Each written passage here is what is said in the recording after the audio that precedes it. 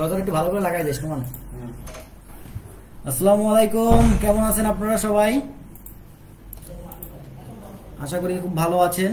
ঠিক আছে, আমরা ক্লাস শুরু করে দেবো এখন।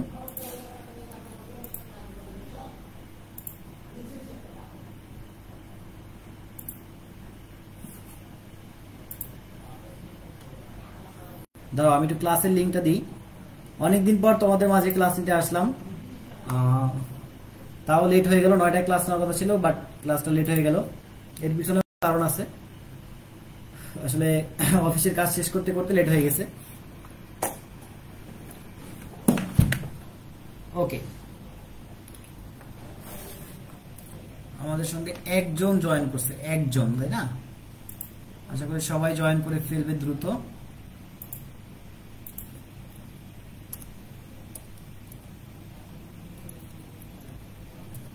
আজকে আমরা পড়বো অর্গানিক কেমিস্ট্রি, এবং অর্গানিক কেমিস্ট্রিটা কিন্তু অনেকেরই প্রবলেম আছে। সো মনোযোগ সহকারে ক্লাস দেখবা।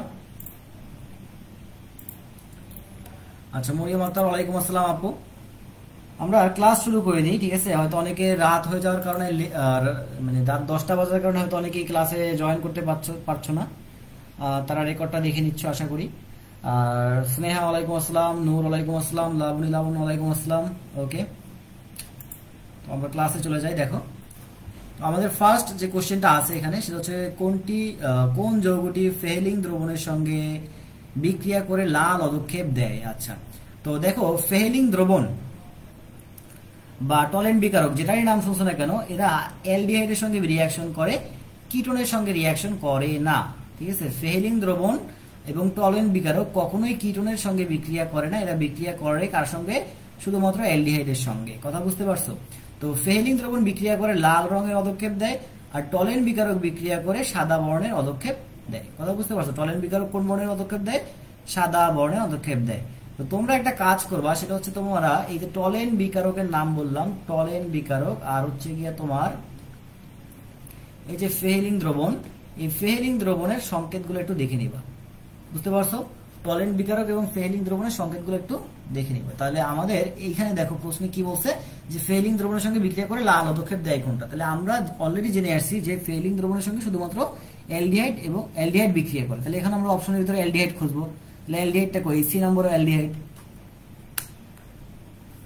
ওকে, এরপরে প্রশ্ন, কোন যৌগটি অ্যালডিহাইড ও অ্যাসিড হিসাবে আচরণ করে? কোন যৌগটি অ্যালডিহাইড ও অ্যাসিড হিসাবে আচরণ করে? আচ্ছা, তো খেয়াল করো যে একই সঙ্গে অ্যালডিহাইড এবং একই সঙ্গে অ্যাসিড হিসাবে আচরণ করতে পারে এরকম যে যৌগ আছে, সেটা হচ্ছে তোমার HCOH বা মিথানোয়িক অ্যাসিড। কথা বুঝছো? HCOH বা মিথানোয়িক অ্যাসিড। কিভাবে এটা অ্যাসিড হিসাবে আচরণ করে? দেখো, COH যাদের থাকবে বা যাদের COH আছে তারা অ্যাসিড। কেমন অ্যাসিড? জৈব অ্যাসিড। এটা সবাই জানো, এটা নিয়ে কারো কোনো কনফিউশন নাই। আচ্ছা, তো খেয়াল করো, এখন এইখানে একটা রিফরমেশন ঘটতে পারে। কিরকম ভাবে? দেখো, এই জিনিসটা দেখতে কেমন। আমরা যদি HCOH এর গাঠনিক সংকেত দেখি, তাহলে আমরা দেখব যে গাঠনিক সংকেতটা এরকম। এই HCOH এর গাঠনিক সংকেতটা এরকম। তো খেয়াল করো, আমি একটু কালারটা চেঞ্জ করে বোঝাচ্ছি, দাঁড়াও। তো খেয়াল করো, এই যে এইটুকু অংশ দেখতে পাচ্ছ, এই যে এইটুকু অংশ হচ্ছে তোমার, এরা এইটুকু অংশ তোমার অ্যালডিহাইডের ন্যায় আচরণ করে। কিসের ন্যায়? অ্যালডিহাইড। কারণ অ্যালডিহাইডের কেমন সংকেতটা কেমন? COOH। তাহলে দেখো তো, এইটুকু অংশ কি অ্যালডিহাইডের মতো না? অ্যালডিহাইডের মতো। ওকে, আবার এই যে এইটুকু অংশ কেমন? অ্যাসিডের মতো। তাহলে দেখো তো, একই যৌগ একবার অ্যালডিহাইডের মতো দেখাচ্ছে আর একবার কি অ্যাসিডের মতো দেখাচ্ছে। তাহলে আমরা এইটুকু শিখলাম যে মিথানোয়িক অ্যাসিড একবার অ্যালডিহাইডের মতো আচরণ করে আর একবার কার মতো আচরণ করে? অ্যাসিডের মতো আচরণ করে। ক্লিয়ার? ওকে, আচ্ছা, তারপরে দেখো, ডিনামাইট প্রস্তুতিতে কোন যৌগটি ব্যবহার করা হয়? ডিনামাইট প্রস্তুতিতে কোন যৌগটি ব্যবহার করা হয়? এটা একদম সরাসরি বইতে দেওয়া আছে যে নাইট্রোগ্লিসারিন ডিনামাইট প্রস্তুতিতে ব্যবহার করা হয়। নাইট্রোগ্লিসারিনের সংকেতটা একটু দেখো। নাইট্রোগ্লিসারিনের সংকেতটা হচ্ছে এরকম, গ্লিসারিন। দেখো, গ্লিসারিন, গ্লিসার কথা থাকলেই মাথায় রাখবা যে সংকেতটা হচ্ছে এরকম, C। এখানে হচ্ছে তোমার H2, এখানে H, এখানে H2। ঠিক আছে, গ্লিসারিন মানে গ্লিসা কথাটা পাইলেই মাথায় রাখবা যে সংকেত প্রাথমিকভাবে এইটুকু হবে। এবার এটা কি নাইট্রোগ্লিসারিন না, নাইট্রো, তারপরে এখানে কি থাকবে, নাইট্রোমূলক থাকবে। তাহলে এখানে আসবে তোমার হচ্ছে ও এন ও, সরি, তাহলে নাইট্রোমূলক আসবে এবার এখানে, তাহলে NO2 NO2 NO2, ঠিক আছে। এটা হচ্ছে নাইট্রোগ্লিসারিনের সংকেত। তো দেখো আমাদের এখানে কার্বন আছে কয়টা, 1 2 3, তিনটা কার্বন আছে।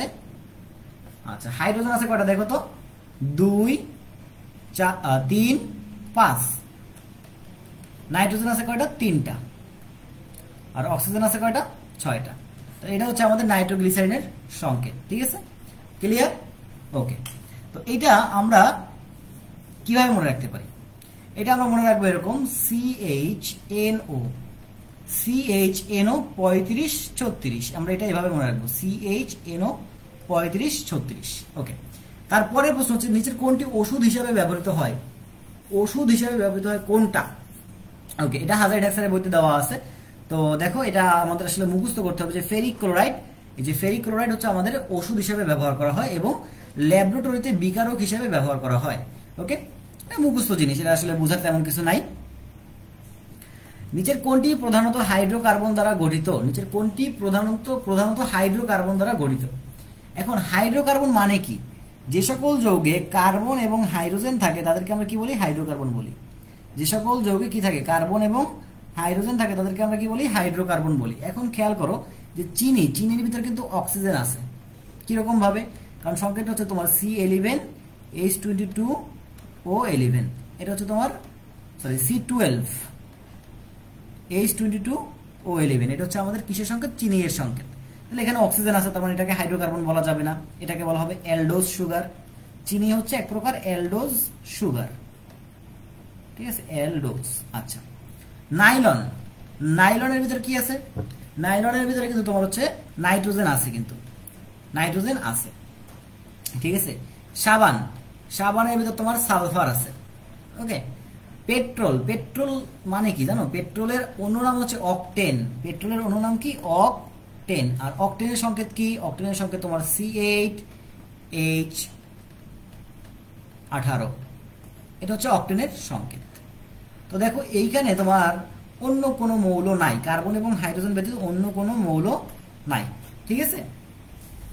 আচ্ছা, তারপরে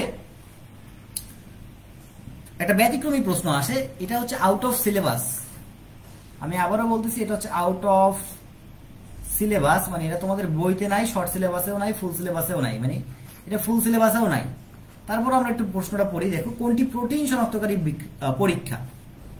তো এটা একদম সরাসরি মুখস্থ রাখবা, বাই ইউরেট পরীক্ষা, বাই ইউরেট পরীক্ষা। এখন জিনিসটা আমি কিভাবে মনে রাখছিলাম, দেখো ইউরেট, ইউরেট কথাটা আসছে তোমার ইউরিয়া থেকে, ইউরিয়া।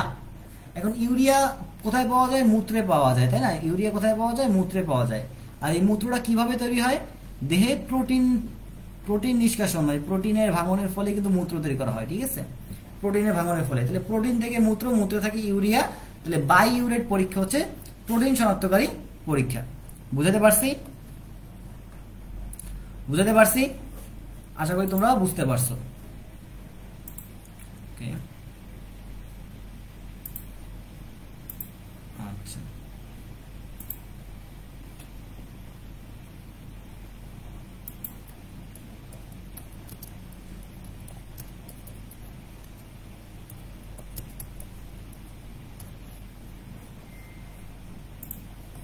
আচ্ছা, যারা যারা সালাম দিচ্ছ সবাইকে ওয়ালাইকুম আসসালাম, সবাইকে ওয়ালাইকুম আসসালাম।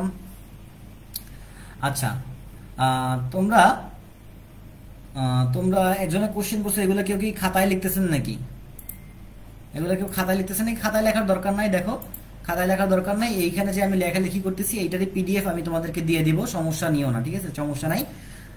তো এখন দেখো এখানে যে আমি তথ্যগুলো দিয়ে রাখছি, যে বায়োরেট পরীক্ষা, তারপরে নিন হাইড্রিন পরীক্ষা, এই যে তথ্যগুলো দেওয়া আছে এই তথ্যগুলো একটু পড়বা, ঠিক আছে। তারপরে 7 নম্বর প্রশ্ন দেখো, মিথাইল অ্যামিন গ্রিগনাট বিকারকের সঙ্গে বিক্রিয়া করে কি উৎপন্ন করে।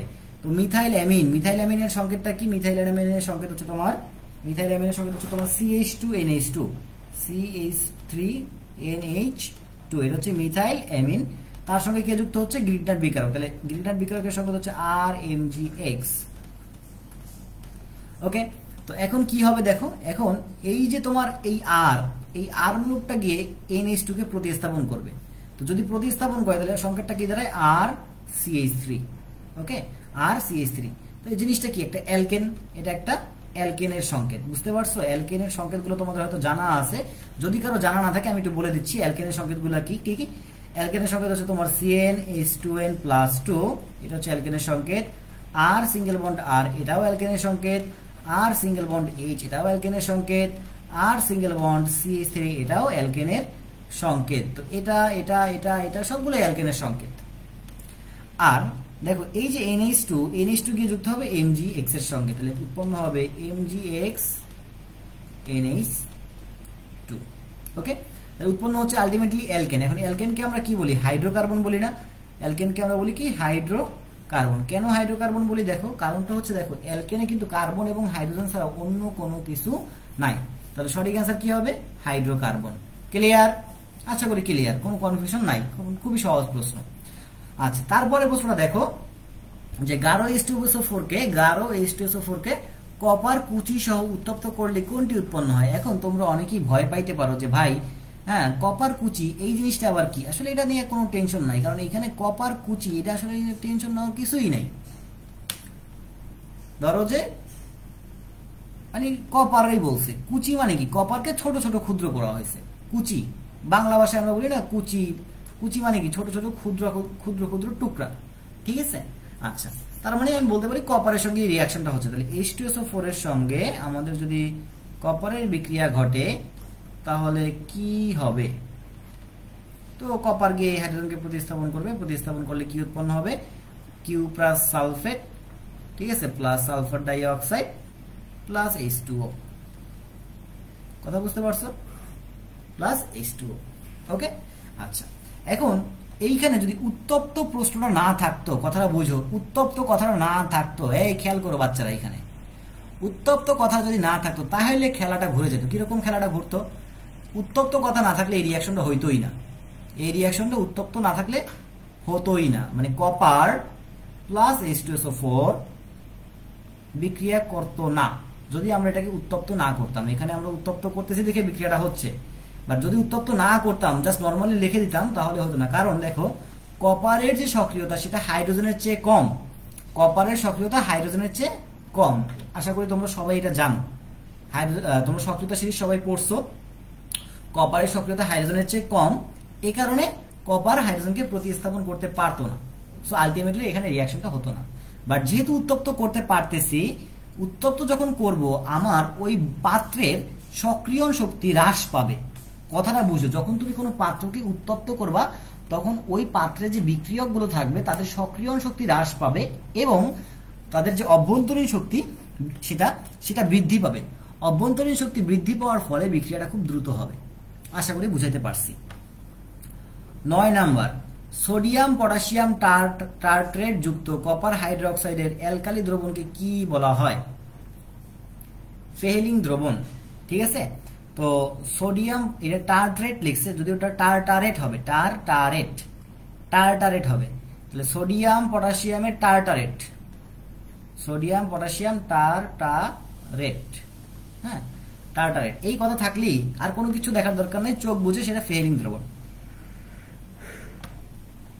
চোখ বুঝে ফেহেলিং দ্রবণ। ওকে, তো খেয়াল করো এখানে আমরা একটু জেনে রাখবো যে সেটা হচ্ছে তোমার টলেন্ট বিকারক। টলেন্ট বিকারক সিলভার দর্পণ গঠন করে, যেটা দেখতে কেমন সাদা, অর্থাৎ সে অ্যালডিহাইডের সঙ্গে সিলভার দর্পণ উৎপন্ন করে বা সাদা বর্ণের দর্পণ অধক্ষেপ সৃষ্টি করে। কিটোনের সঙ্গে টলেন্ট বিকারক বিক্রিয়া দেয় না। ফেহেলিং দ্রবণ অ্যালডিহাইডের সঙ্গে লাল বর্ণের অধক্ষেপ দেয়, বিক্রিয়া করে না। সিপস বিকারক বা সিফ ক্ষারক, ঠিক আছে, সিফ ক্ষারক, ঠিক আছে, সিফ ক্ষারক পরীক্ষা বা সিফ বিকারক পরীক্ষা। তো সিফ ক্ষারক এটা হচ্ছে তোমার অ্যালডিহাইডের সঙ্গে গোলাপি বর্ণ দেয়, এটা একটু জেনে রাখবা। কিটোনের সঙ্গে বিক্রিয়া গঠন করে না। আর 4 নাম্বার দরকার নাই, 4 number out of syllabus. Saif বিকারকও বলা হয়, সিফ ক্ষারকও বলা হয়। আচ্ছা, তারপরে দেখো কোনটি ইথাইল অ্যামিন? তো ইথাইল মানে কি? ইথাইল মানে হচ্ছে তোমার CH3 CH2, আর অ্যামিন মানে কি? NH2। তাহলে আশা করি তোমরা বাকি সংকেতটুকু পারবা না? সংকেতটা কি দাঁড়াবে? CH3 CH2 single bond NH2, ঠিক আছে, সিঙ্গেল বন্ড NH2। আচ্ছা, তারপরে দেখো অ্যামিনো অ্যাসিড শনাক্তকরণে কোন পরীক্ষা করা হয়? অ্যামিনো অ্যাসিড শনাক্তকরণে কোন পরীক্ষা করা হয়? অ্যামিনো অ্যাসিড শনাক্তকরণে কোন পরীক্ষা করা হয়? ওকে, তো এটা মুখস্থ রাখবা যে নিন হাইড্রিন পরীক্ষা। আচ্ছা, এটা মুখস্থ করা জিনিস। তাহলে তোমরা আমাকে একটু উত্তর দাও তো ভাই, প্রোটিন শনাক্ত করার জন্য কোন পরীক্ষা? প্রোটিন পরীক্ষা শনাক্ত করার জন্য কোন পরীক্ষা? যারা একদম শুরু থেকে ক্লাস করতেছো তারা একটু দ্রুত উত্তর দেওয়ার চেষ্টা করবা। আচ্ছা,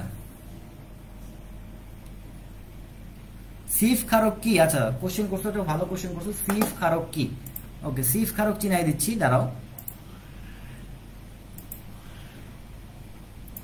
দেখো একদম সংকেত সহ দেখাচ্ছি। হ্যাঁ, সিফ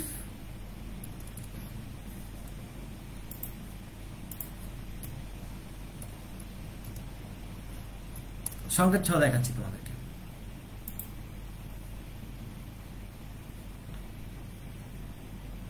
কই গেল?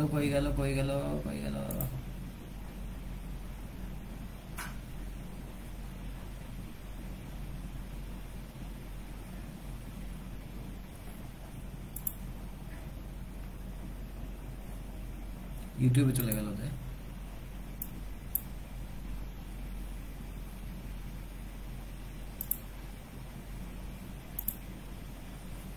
আচ্ছা, তারপরে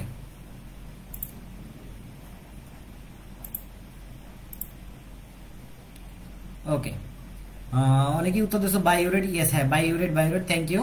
ক্লাসটা ক্লাসে মনোযোগ রাখার জন্য অসংখ্য ধন্যবাদ। আর তোমরা আমার কণ্ঠ শুনেই বুঝতেছো যে আসলে অবস্থা আমার খুবই খারাপ। আচ্ছা, সিফ ক্ষারকের সংকেত একটু ইন্টারনেট থেকে দেখে নেবা, ঠিক আছে? আচ্ছা, তারপরে দেখো, তারপরে প্রশ্নটা হচ্ছে তোমার SN2 বিক্রিয়ার ক্ষেত্রে কোনটি সঠিক? SN2 বিক্রিয়ার ক্ষেত্রে কোনটি সঠিক? তো দুইটা জিনিস আছে, একটা হচ্ছে SN1 রিঅ্যাকশন আর একটা হচ্ছে SN2 রিঅ্যাকশন, ঠিক আছে? তো SN1 রিঅ্যাকশনের ক্ষেত্রে যে বৈশিষ্ট্যগুলো আছে সেই বৈশিষ্ট্যগুলো পড়বা, SN2 বিক্রিয়ার ক্ষেত্রে যে বৈশিষ্ট্যগুলো আছে সেগুলো পড়বা। তো এখানে আমি বেশ কিছু বৈশিষ্ট্য দিয়ে রাখছি। দেখো, SN1 বিক্রিয়া মানে হচ্ছে কি? SN1 মানে হচ্ছে প্রথম, তাহলে SN1 হচ্ছে প্রথম ক্রম বিক্রিয়া, SN2 হচ্ছে দ্বিতীয় ক্রম বিক্রিয়া। তারপরে দেখো যে বিক্রিয়ার যে সক্রিয়তা ক্রম, দেখো SN1 বিক্রিয়ার ক্ষেত্রে সক্রিয়তা ক্রম হচ্ছে 3 ডিগ্রি, 2 ডিগ্রি, 1 ডিগ্রি। SN2 বিক্রিয়ার ক্ষেত্রে তোমার হচ্ছে সক্রিয়তা ক্রম 1 ডিগ্রি, 2 ডিগ্রি এবং 3 ডিগ্রি। বুঝতে পারছো? তো এটা হচ্ছে SN1 এবং SN2 এর সক্রিয়তা ক্রম। আচ্ছা, SN1 বিক্রিয়াটা এইটা হচ্ছে তোমার 2 ধাপে ঘটে। কয় ধাপে ঘটে? 2 ধাপে ঘটে। আর SN2 বিক্রিয়া এটা হচ্ছে 1 ধাপে ঘটে। তাহলে দেখো SN1 হচ্ছে, এটা হচ্ছে তোমার মনে করো যে বাড়ির বড় সন্তান, ঠিক আছে? এটাকে আমি বাড়ির বড় সন্তান মনে করি। আর SN2 হচ্ছে বাড়ির ছোট সন্তান। তাহলে বড় সন্তানের কাজ বাজো বড় বড়, যে 3 2 1। ছোট সন্তানের কাজ বাজো ছোট ছোট, 1 2 3। ওকে, এভাবে মনে রাখবা যে SN1 বাড়ির বড় সন্তান, তাহলে বাড়ির বড় সন্তান মানে হচ্ছে 3 2 1। আর SN2 বাড়ির ছোট সন্তান, এটা মনে রাখবা যে 1 2 3। ওকে, আচ্ছা, তো এখন দেখো বাড়ির বড় সন্তানরা সাধারণত বেশি বিয়ে শাদী করে, এই জন্য মনে রাখবা যে বাড়ির বড় সন্তানের 2টা বউ। ওকে, 2টা বউ। আর SN2 বাড়ির ছোট সন্তান, এর বউ একটা, ঠিক আছে? এর বউ একটা। ওকে, আচ্ছা, তারপরে দেখো যে C2H5OH এর কার্যকরী মূলক কোনটি? আচ্ছা, এখন এই যে সংকেতটা দেখতে পাচ্ছ, তো C2H5 এইটা আসলে কি? এটা হচ্ছে ইথাইল। আর এটার সঙ্গে যদি OH থাকে তাহলে জিনিসটা হয়ে যাবে ইথানল। এটা হয়ে যাবে কি? ইথানল।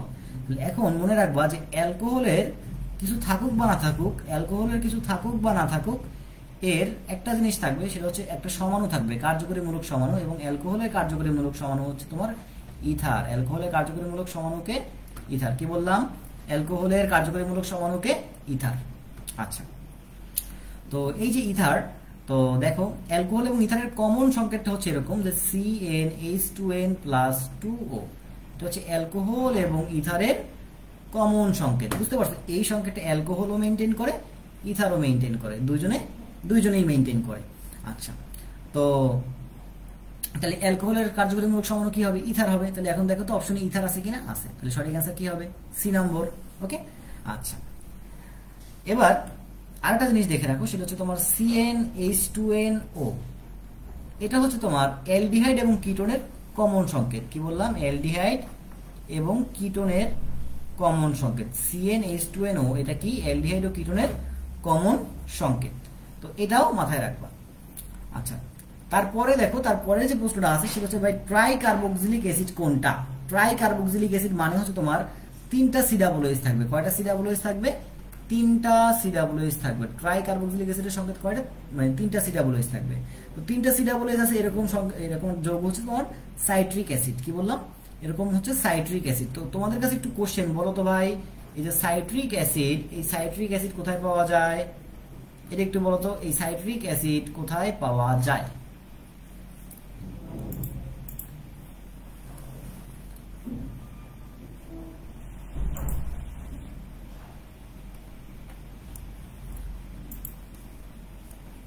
সাইট্রিক অ্যাসিড কোথায় পাইছো এর আগে?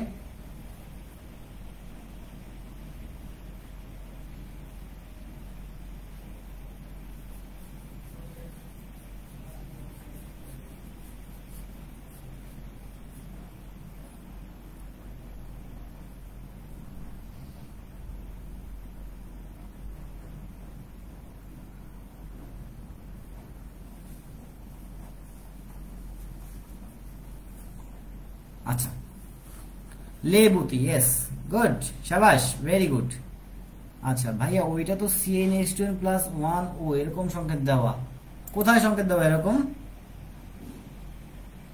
আচ্ছা, তুমি যে কোশ্চেনটা করছো আমি বুঝতে পারছি। আমি যে বললাম যে তোমরা হয়তো অনেকে ভুল বুঝতেছো আমাকে, যে CnH2n+2O এটা হচ্ছে তোমার, আমি বললাম কি, অ্যালকোহল এবং ইথারের কমন সংকেত। তোমরা অনেকে হয়তো বুঝতে পারো না এই ব্যাপারটা। দেখো, অ্যালকোহলের সংকেতটা কি? ROH, তাই না? ROH। আচ্ছা, আর দ্বারা কাকে বুঝি আমরা? আর দ্বারা আমরা কাকে বুঝি বলো তো? অ্যালকাইল মূলককে বুঝি, তাই না? অ্যালকাইল মূলকের সংকেতটা কি? CnH2n+1 single bond OH, H2n+1, এটা হচ্ছে অ্যালকাইল মূলকের সংকেত। আর এখানে আছে OH। তো এই Hটাকে আমরা এখানে যোগ করে দিলাম। যদি যোগ করি তাহলে দেখো তো সংকেতটা দাঁড়ায় CnH2n+2O। এটা হচ্ছে তোমার অ্যালকোহলের সংকেত। এটা আসলে অ্যাকচুয়ালি অ্যালকোহল এবং ইথারের কমন সংকেত। বুঝতে পারছো? এটা হচ্ছে অ্যাকচুয়ালি অ্যালকোহল এবং ইথারের কমন সংকেত। আচ্ছা, তো দেখো টার্টারিক অ্যাসিডের সংকেতটা দেখবা, থ্যালিক অ্যাসিড। ঠিক আছে, থ্যালিক অ্যাসিডের সংকেতটাও একটু দেখবা। তারপর হচ্ছে তোমার ম্যালিটিক অ্যাসিড, সাইট্রিক অ্যাসিডের সংকেতটা এখানে দেওয়া আছে। যদি কেউ সাইট্রিক অ্যাসিডের সংকেতটা না বোঝো তাহলে মনে রাখবা COOH থাকবে 3টা। তাহলে 3টা COOH তুমি লিখলা, তার সঙ্গে এখন এখানে 3টা কার্বন থাকবে, CH2, এখানে আছে তোমার শুধুমাত্র C, এখানে CH2, আর এখানে OH। এই হচ্ছে আমাদের সাইট্রিক অ্যাসিডের সংকেত। এটা হচ্ছে আমাদের সাইট্রিক অ্যাসিডের সংকেত। বুঝতে পারছো? আচ্ছা, লিমোনাইটের সংকেত কোনটি? লিমোনাইট, এটা মুখস্থ করতে হবে, বুঝছো? এই যে লিমোনাইট, এটা আসলে একটা লোহার আকরিক। হ্যাঁ, লোহার আকরিক। এই সংকেতটা তোমার জানতে হবে। যাই হোক, এটা হচ্ছে তোমার আউট অফ সিলেবাস, যদিও মানে আউট অফ সিলেবাস বা এই চ্যাপ্টার বলতে পারো, এই চ্যাপ্টার, বাট এটা কবির স্যারের বইতে কিন্তু এটা 3rd চ্যাপ্টারে আছে, ফার্স্ট পেপারের 3rd চ্যাপ্টারে আছে, ফার্স্ট পেপারে। তো এটা একটু জানতে হবে। হ্যাঁ, তো এখানে দেখো আমি লোহার বেশ কয়েকটা সংকেত দিয়ে রাখছি। এই লোহার বেশ কয়েকটা সংকেত দেওয়া আছে, এগুলো একটু জানবা, একটু দেখবা, বাসায় একটু দেখবা। তারপরে দেখো 16 নম্বর, যে দস্তা চূর্ণের সাথে ফেনলকে পাতিত করলে কি উৎপন্ন হয়? দস্তা চূর্ণ, দস্তা মানে কি? জিঙ্ক। তার সঙ্গে আমরা কাকে যুক্ত করতেছি? ফেনলকে যুক্ত করতেছি। তার মানে ফেনলটা দেখতে কেমন? এই হচ্ছে ফেনল, OH। তার সঙ্গে আমরা যুক্ত করতেছি জিঙ্ক। তাহলে হয় কি দেখো, এই যে অক্সিজেন, এই অক্সিজেন জিঙ্কের সঙ্গে যুক্ত হয়, উৎপন্ন করে জিঙ্ক অক্সাইড প্লাস, আর এই যে তোমার হাইড্রোজেন, হাইড্রোজেনটা হাইড্রোজেনের মতো জায়গায় থাকে, ফলে উৎপন্ন হয় তোমার বেনজিন। তাহলে এই কোশ্চেনটা কিন্তু মেডিকেলেরও প্রশ্ন, আমার যতটুকু মনে পড়ে এটা মনে হয় এবছর মেডিকেলে আসছে। তো দস্তা চূর্ণের সঙ্গে ফেনলকে পাতিত করলে উৎপন্ন হয় বেনজিন। ঠিক আছে, এটা বেনজিনের খুবই গুরুত্বপূর্ণ একটা বিক্রিয়া। আচ্ছা, ক্যালসিয়াম কার্বাইড পানির সঙ্গে বিক্রিয়া করে কি উৎপন্ন করে? ক্যালসিয়াম কার্বাইডের সংকেত কেমন? CaC2। তার সঙ্গে আমরা পানি যুক্ত করতেছি।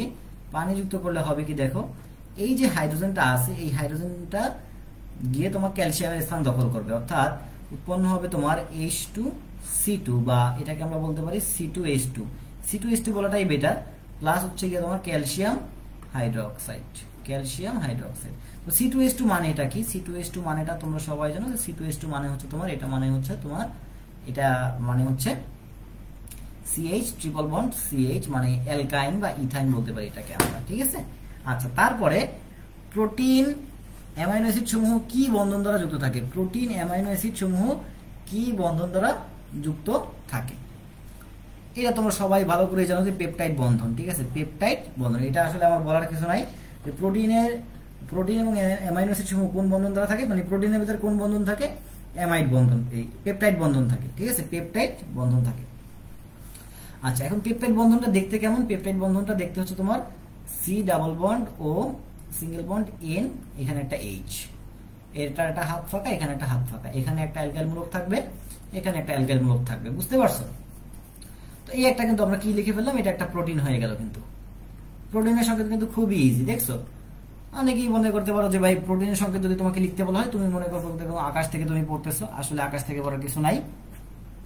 জাস্ট মনে রাখবা যে CONH এটা হবে, CONH। এখন সি এর সঙ্গে যখনই অক্সিজেন পাবা জৈব যৌগের ভিতরে, সি এর সঙ্গে অক্সিজেন পাইলেই মনে রাখবা সেটা ডাবল বন্ধন আছে।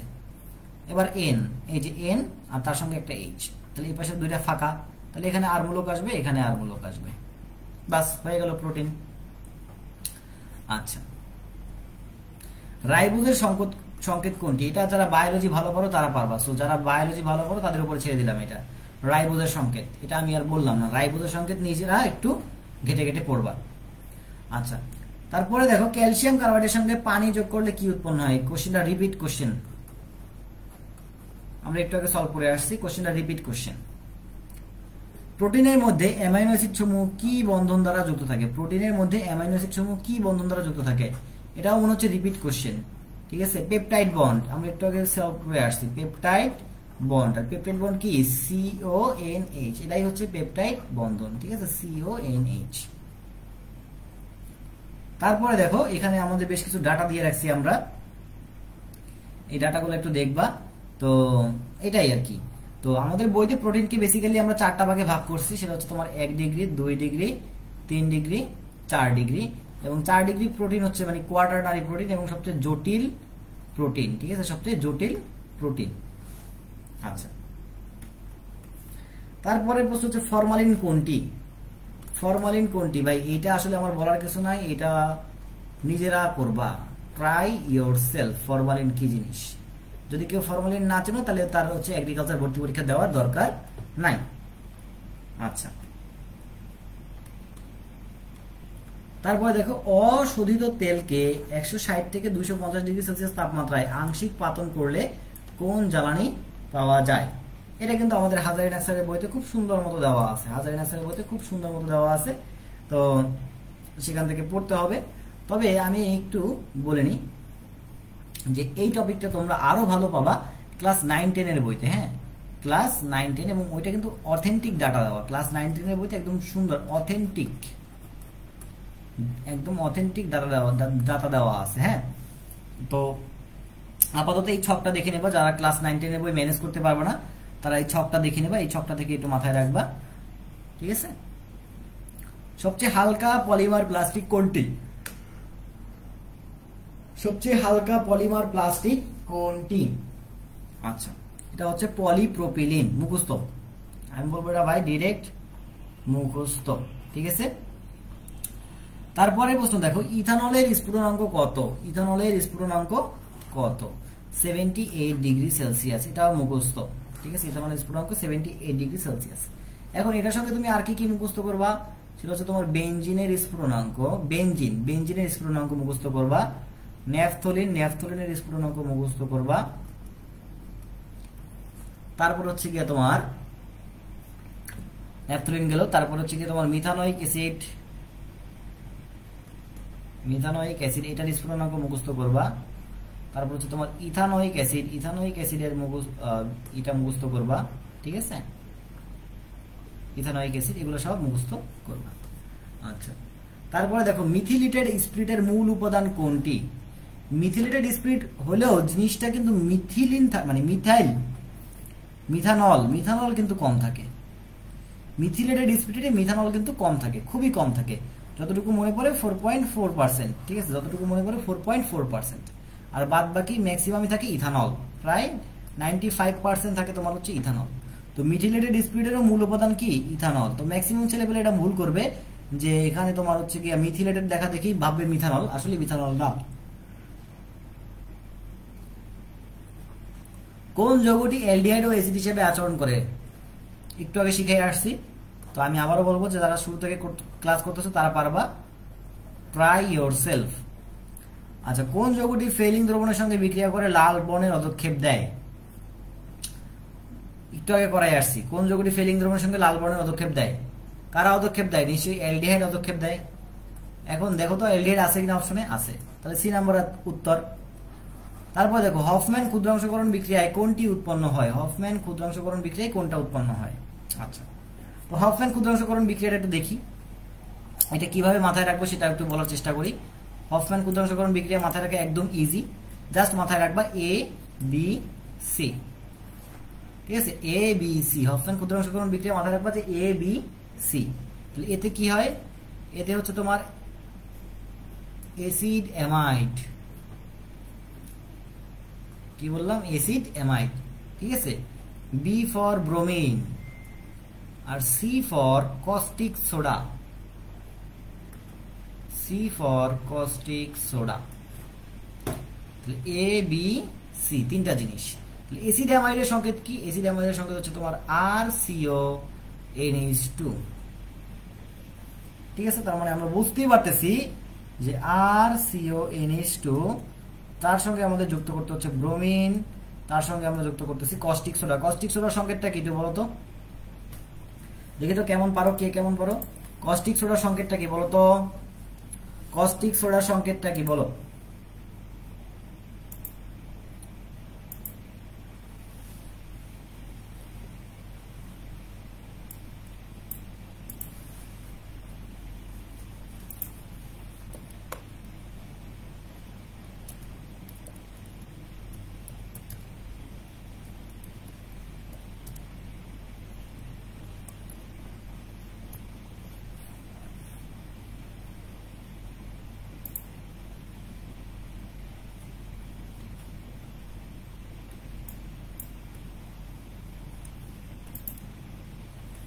Sodium hydroxide, yes, very good, sodium hydroxide.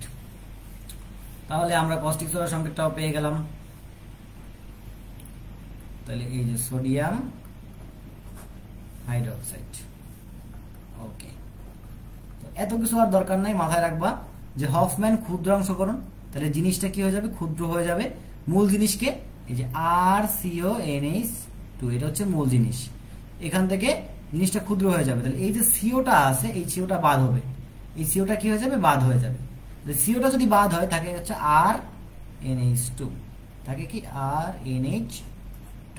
তো RNH2 মানে কি? অ্যামিন, ঠিক আছে, অ্যামিন। এখন এটা কয় degree amine? 1 degree amine. 1 degree অ্যামিনকে আমরা কি বলি? প্রাইমারি অ্যামিন বলি। তাহলে হফম্যান ক্ষুদ্রাংশকরণ বিক্রিয়াতে আমরা কি পাই? প্রাইমারি অ্যামিন পাই। তারপরে প্রশ্ন, কোনটি ইথাইল অ্যামিন? এই প্রশ্নটা হয়তো রিপিট হয়ে গেছে, আসলে তোমার হচ্ছে অর্গানিক কেমিস্ট্রি থেকে খুব বেশি কোশ্চেন আমি পাই নাই, যতগুলো কোশ্চেন পাইছি আমি সবগুলো কোশ্চেন এখানে দেওয়ার চেষ্টা করছি। আচ্ছা, তারপরে দেখো কোন যৌগের স্ফুটনাঙ্ক সবচাইতে বেশি? কোন যৌগের স্ফুটনাঙ্ক সবচেয়ে বেশি? তো মনে রাখবে একটা জিনিস যে তোমার এটা মনে রাখবো COOH, ঠিক আছে, COOH, তারপর হচ্ছে তোমার CHO, COOH, এই সিরিয়ালটা মাথায় রাখবা। যত নিচে নামবো তত হচ্ছে গিয়ে তোমার স্ফুটনাঙ্ক বা গলনাঙ্ক হ্রাস পাবে।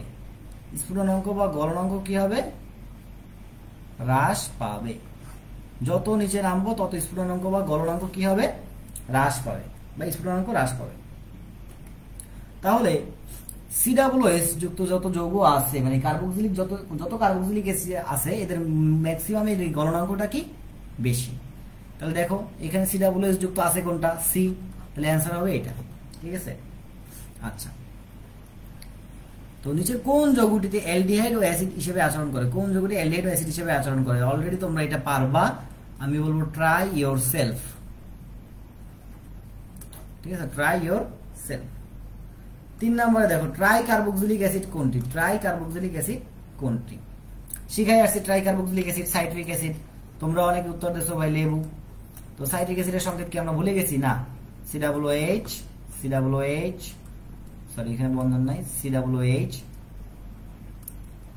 এখানে তোমার হচ্ছে CH2, এখানে CH, এখানে CH2, ঠিক আছে, আর এখানে একটা OH শিখাই দিয়ে আসলাম একটু আগে। আচ্ছা, সবচেয়ে দুর্বল অ্যাসিড কোনটা? সবচেয়ে দুর্বল অ্যাসিড কোনটা? তো খেয়াল করো যে যত জৈব অ্যাসিড আছে সবগুলোই দুর্বল অ্যাসিড। তা এ নাম্বার বাদ থাকতেছে আর অপশনে 3টা। তো আমরা জানি কি কার্বন সংখ্যা বাড়লে কার্বন সংখ্যা সমানুপাতিক দুর্বল, অর্থাৎ কার্বন সংখ্যা যত বাড়ে সে তত দুর্বল অ্যাসিড হয়। ঠিক আছে, কার্বন সংখ্যা বাড়লে সে কি হবে? দুর্বল অ্যাসিড হবে। তো দেখো এই যে বি এবং সি এই দুজনের ভিতরে কার্বন সংখ্যা বেশি কার? বি এর, তাহলে বি উত্তর হতে পারে। আবার ডি তে খেয়াল করো, ডি তে গেলেও দেখো বি এবং ডি এর দুজনেই কার্বন সংখ্যা সেম, এখানেও কার্বন সংখ্যা 2টা, এখানেও কার্বন সংখ্যা 2টা। দুজনের কার্বন সংখ্যা যদি সেম হয় এখন কি করা যাবে? তাহলে কি করা যায়? তো দেখো যার ক্লোরিন থাকবে অথবা ব্রোমিন থাকবে, ক্লোরিন অথবা ব্রোমিন যদি থাকে তাহলে সে তীব্র অ্যাসিড হবে। তাহলে সে কি হবে? তীব্র অ্যাসিড হবে। আমি মেবি এটা তোমাদের রসায়ন শিখে গিয়েও বলছিলাম, রাসায়নিক পরিবর্তন অধ্যায় পড়াইতে গিয়েও হয়তো এই কথাটা বলছিলাম। ঠিক আছে, বা আমার বেসিক ক্লাসটা করবা, রাসায়নিক পরিবর্তনের বেসিক ক্লাসটা করবা, বা ইউটিউবে আমি একটা স্পেশাল ক্লাস দিছিলাম যে অ্যাসিড ক্ষার ও দ্রাব্যতার একটা স্পেশাল ক্লাস ছিল, অ্যাসিড ও ক্ষার। ঠিক আছে, অ্যাসিড ও ক্ষার নিয়ে একটা স্পেশাল ক্লাস ছিল আমার, সেই ক্লাসটা একটু তোমরা দেখবা। ঠিক আছে, আচ্ছা তারপরে বসো দেখো সেলুলোজ কিসের পলিমার? সেলুলোজ কিসের পলিমার? বিটা ডি গ্লুকোজের পলিমার। সেলুলোজ কিসের পলিমার? বিটা ডি গ্লুকোজের পলিমার। আচ্ছা, তারপরে সুক্রোজের রাসায়নিক সংকেত পারবা? সুক্রোজ কি? সুক্রোজ কোন ধরনের সুগার? একটা অ্যালডোজ সুগার, অ্যালডোজ সুগার। এবং এটাকে আমরা বলতে পারি যে হচ্ছে তোমার, এটাকে আমরা এভাবেও বলতে পারি সুক্রোজটাকে, যে এটা একটা তোমার হচ্ছে গিয়া ধরো কি জানো ডাইস্যাকারাইড। ঠিক আছে, এটাকে আমরা বলতে পারি ডাইস্যাকারাইড। ঠিক আছে, ডাইস্যাকারাইড বলতে পারি। আচ্ছা, তারপরে বস্তু কি কোন এনজাইম দিয়ে গ্লুকোজ ইথানলে রূপান্তর হয়? কোন এনজাইম দিয়ে গ্লুকোজ ইথানলে রূপান্তর হয়? অর্থাৎ গ্লুকোজ মানে C6H12O6 এটা ভেঙে উৎপন্ন হয় তোমার কি CH3CH2OH। তো এটা থাকে 1 মোল, এটা হয়ে যায় 2 মোল। এটা কিসের মাধ্যমে হয়? জাইমেজ এনজাইমের মাধ্যমে হয়। ঠিক আছে, তো আমার কোশ্চেনটা হচ্ছে ভাই এই যে জাইমেজ এনজাইম, এই জাইমেজ এনজাইম কোথায় পাওয়া যায়? জাইমেজ এনজাইম কোথায় পাওয়া যায়? একটু উত্তর দাও তো ভাইয়ারা, জাইমেজ এনজাইম কোথায় পাওয়া যায়?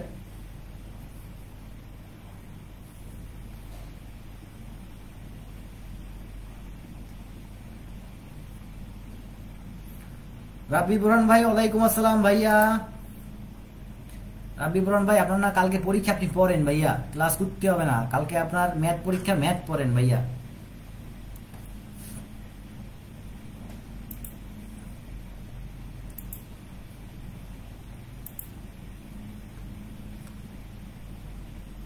তারপরে দেখো ডিনামাইট প্রস্তুতিতে কোন যৌগটি ব্যবহার করা হয়? নাইট্রোগ্লিসারিন শিখাই আসছি। প্রোটিনে অ্যামাইনো অ্যাসিড কি বন্ধন দ্বারা যুক্ত থাকে? Peptide bond. আচ্ছা, তারপরে কোনটি অত্যাবশ্যকীয় অ্যামিনো অ্যাসিড নয়? আচ্ছা, এটা বায়োলজি কেমিস্ট্রি উভয় জায়গার কমন প্রশ্ন। ঠিক আছে, উভয় জায়গার কমন কোশ্চেন, আশা করি এটাও পারবা। তারপরে দেখো কোনটি প্রোটিন শনাক্তকরণ পরীক্ষা? এটা 3বার আসছে, 3 জায়গাতে 3বার আসছে বাউতে। ঠিক আছে, বায়োগ্রেড পরীক্ষা হচ্ছে তোমার প্রোটিন শনাক্তকারী পরীক্ষা। কোনটি প্রধানত হাইড্রোকার্বন দ্বারা গঠিত? পেট্রোল হাইড্রোকার্বন দ্বারা গঠিত। আমি বলছিলাম যে যাহাই পেট্রোল তাহাই অকটেন। আর অকটেনের সংকেত কি ছিল? অকটেনের সংকেত ছিল তোমার C8H18, এটা হচ্ছে অকটেনের সংকেত। এটা একটা পিওর হাইড্রোকার্বন। ঠিক আছে, আচ্ছা বেনজিন বলয়ে 2টি প্রতিস্থাপক যুক্ত থাকলে কয়টি সমাণু সম্ভব? অনেকের কাছে জিনিসটা কনফিউশন লাগতেছে বা জিনিসটা নতুন লাগতেছে, মনে রাখবা যে এটা হচ্ছে একটা বেনজিন, আমি যেটা আঁকতেছি এটা একটা বেনজিন। তো মনে করো যে এখানে এখন CH3 আছে, তাহলে এটা হচ্ছে প্রতিস্থাপক। এটা কি প্রতিস্থাপক? এখানে এই বেনজিন বলয়ে কয়টা প্রতিস্থাপক আছে? একটা। প্রশ্নে বলছে কি দুইটা প্রতিস্থাপক থাকলে, দুইটা প্রতিস্থাপক মানে মনে করো যে এখানে আরেকটা আছে, সেটা হচ্ছে NO2। ঠিক আছে, তাহলে বেনজিন বলয়ে কয়টা প্রতিস্থাপক আছে? দুইটা। তাহলে বেনজিন বলয়ে যদি দুইটা প্রতিস্থাপক থাকে তখন তার সমাণু সংখ্যা হবে তিনটা। কয়টা সমাণু হবে? তিনটা। কি কি সমাণু হবে সেটাও বলে দিচ্ছি। একটা হবে অর্থ সমাণু, একটা হবে তোমার মেটা, আরেকটা হবে তোমার প্যারা। অর্থ, মেটা এবং প্যারা। আচ্ছা, তো ডাইমিথাইল ইথার ও ইথানল পরস্পর কোন ধরনের সমাণু? আমি একটা কথা বলছিলাম যে ইথার এবং অ্যালকোহল এরা পরস্পরের কার্যকরীমূলক সমাণু। এটা নিয়ে কোনো কনফিউশন নাই, কোনো বিন্দুমাত্র সন্দেহ নাই। তারপরে দেখো C2H5OH, এই যে দেখো আবার 17, 18, 15, 16 রিপিট, টাইপ রিপিট কোশ্চেন। এটাকে বলা হয় টাইপ রিপিট। হ্যাঁ, এটাকে বলা হয় কি? Type repeat. তো এর কার্যকরীমূলক সমাণু কোনটা? ইথার। ঠিক আছে, এর কার্যকরীমূলক সমাণু কি? ইথার হবে। একটু আগে শিখিয়ে দিয়ে আসছি। SN2 বিক্রিয়া কয় ধাপে ঘটে? এক ধাপে ঘটে। আর SN1 বিক্রিয়া কয় ধাপে ঘটে? বাচ্চারা SN1 বিক্রিয়া কয় ধাপে ঘটে একটু বলো তো। SN1 বিক্রিয়া কয় ধাপে ঘটে?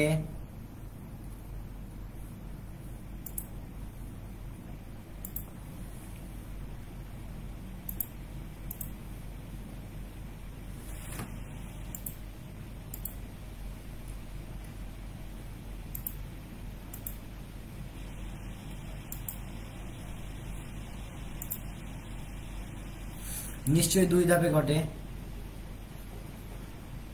ঠিক আছে, কয় ধাপে ঘটে? দুই ধাপে ঘটে। আচ্ছা, তারপরে দেখো রান্নার তৈজসপত্র এইসব জিনিসে ননস্টিক আবরণ হিসাবে কোন পলিমারটি ব্যবহার করা হয়? টেফলন। টেফলনের সংকেত কি? CF2 double bond CF2। এটা হচ্ছে টেফলনের সংকেত। আচ্ছা, অনাদ্র AlCl3 এর উপস্থিতিতে অ্যাসিটাইল ক্লোরাইডের সঙ্গে বেনজিন সামান্য উত্তপ্ত করলে কোন দ্রব্যটি উৎপন্ন হয়? অ্যাসিটোফেনন। বিক্রিয়াটা কেমন দেখো? কার উপস্থিতিতে? AlCl3 এর উপস্থিতিতে আমরা অ্যাসিটাইল ক্লোরাইডের সঙ্গে বেনজিন, তাহলে এই হচ্ছে আমাদের সেই বেনজিন। এটার সঙ্গে আমরা কি যুক্ত করব? Acetyl chloride. অ্যাসিটাইল ক্লোরাইড দেখতে কেমন? CH3COCl। কার উপস্থিতিতে? AlCl3। তাহলে দেখো এই CH3CO এটা গিয়ে প্রতিস্থাপন করবে এখানকার হাইড্রোজেনকে। প্রতিস্থাপন করলে আলটিমেটলি দেখো উৎপন্ন হবে এখানে COCH3। এটাই হচ্ছে আমাদের সেই অ্যাসিটোফেননের সংকেত। ঠিক আছে। আচ্ছা, টলোইন কোন বিক্রিয়ার মাধ্যমে তোমার হচ্ছে TNT উৎপাদন করে? TNT মানে কি? ট্রাই নাইট্রোটলোইন। TNT মানে হচ্ছে তোমার ট্রাই নাইট্রোটলোইন। তো ট্রাই নাইট্রো কি আছে? নাইট্রোমূলক আছে না? নাইট্রোমূলক যুক্ত করতে গেলে কোন বিক্রিয়া? নাইট্রেশন বিক্রিয়া। কোন বিক্রিয়া? নাইট্রেশন বিক্রিয়া। তাহলে অ্যান্সারটা কি হবে? নাইট্রেশন। তারপর দেখো কোন যৌগটি অ্যালিফ্যাটিক ও অ্যারোমেটিক উভয় ধর্ম প্রদর্শন করে? অ্যান্সারটা হচ্ছে টলোইন। কেন টলোইন অ্যালিফ্যাটিক এবং অ্যারোমেটিক উভয় ধর্ম প্রদর্শন করে? কারণ টলোইনের সংকেতটা দেখো, এই যে এইটুকু অংশ কি বেনজিনের মতো, তাহলে এটা অ্যারোমেটিক ধর্ম। আর তার সঙ্গে যুক্ত থাকে কি? CH3। এই যে CH3 এটা কিসের অংশ? অ্যালিফ্যাটিকের অংশ। তাহলে দেখো একটা সাইডে অ্যালিফ্যাটিক অংশ, একটা সাইডে অ্যারোমেটিক অংশ। এক জায়গা আছে অ্যারোমেটিক, এক জায়গা আছে অ্যালিফ্যাটিক। তো আমরা বলতে পারি যে টলোইন অ্যালিফ্যাটিক এবং অ্যারোমেটিক উভয় ধর্ম প্রদর্শন করে। তারপরে প্রশ্ন, এসেনন বিক্রিয়া কয় ধাপে ঘটে? এসেনন বিক্রিয়া কয় ধাপে ঘটে? এক ধাপে না দুই ধাপে? নিশ্চয়ই তোমার হচ্ছে দুই ধাপে ঘটে, তাই না? আচ্ছা, এবার ক্রমের কথা যদি চিন্তা করো, তাহলে এসেনন বিক্রিয়া কয় ক্রমের বিক্রিয়া? প্রথম ক্রমের বিক্রিয়া। তাহলে সেই হিসাবে বি এবং সি দুইটাই সঠিক উত্তর। বুঝতে পারছো? তো এই হচ্ছে কোশ্চেন। বেশ কিছু কোশ্চেন মনে হচ্ছে রিপিট ছিল। ঠিক আছে, আরো একটা ক্লাস করব। কালকে তোমার জোহা ভাইয়ের ক্লাস, জোহা ভাইয়ের পরীক্ষা এবং ক্লাস। জোহা ভাইয়ের পরীক্ষা আছে আর কি আগামীকাল। তো আগামীকালকে জোহা ভাইয়ের পরীক্ষা শেষ করে তারপরে তোমাদের ক্লাস করাবে ইনশাল্লাহ। হ্যাঁ, ম্যাথটাও শেষ হয়ে যাবে, ফিজিক্সটাও এই সপ্তাহে ইনশাল্লাহ শেষ হয়ে যাবে। বুঝছো? তো চিন্তা করো না। আর এই যে দেখো আমরা অলরেডি কিন্তু তোমার হচ্ছে গিয়ে এই যে দিয়া দিছি গ্রুপে, এখান থেকে একটু দেখে নিও। আমরা যে পিডিএফটা করলাম আজকে, সেই পিডিএফ এর যে কপি সেটা দিয়ে দিছি। ঠিক আছে, ওকে। তো এই পর্যন্তই আজকের ক্লাস। আর তোমরা আশা করি তোমরা পরীক্ষাগুলো দিয়েছো, আমি একটু পর রেজাল্ট গুলো দিয়ে দিচ্ছি। ঠিক আছে, সবাই ভালো থাকো, আর আমার জন্য একটু দোয়া করো যেন আমি খুব তাড়াতাড়ি সুস্থ হতে পারি। সুস্থ বলতে আসলে সমস্যাগুলো থেকে দূরে থাকতে পারি আমার। ঠিক আছে, তো এই পর্যন্তই আজকের মতো। তো আল্লাহ হাফেজ। হ্যাঁ।